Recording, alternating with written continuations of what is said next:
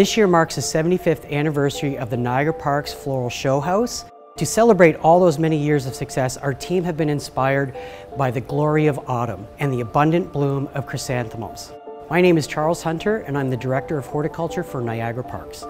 As an iconic favorite, the Chrysanthemum Show is the longest running show with the Niagara Parks Floral Show House, all the way to its beginning on November 4th, 1946. This 5-week show will feature a transition in chrysanthemums and celebrate all that chrysanthemums have to bring to us.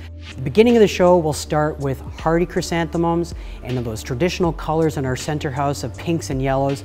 And as we move into the north house, we will see lime green and vibrant oranges. But what's going to be spectacular about this show is we'll be transitioning from those hardy mums into our exhibition mums, which will be showstoppers. And one significant change this year will be an iconic chrysanthemum tree. The first time our team has ever put it together, and they're very excited to watch it bloom. What's really great about chrysanthemum is the fact that there is such an abundance of color to choose from. Normally we're always struggling to find something that works, but chrysanthemums have literally thousands and thousands of cultivars and colors to choose from. And so every year we get to have a little bit more fun. Most plants, when they're in a greenhouse environment, require a little bit more care, more attention to temperature and water.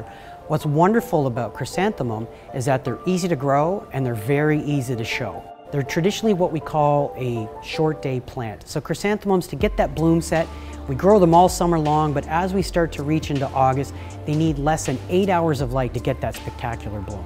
What's significant in the success of the Chrysanthemum Show is the plant diversity.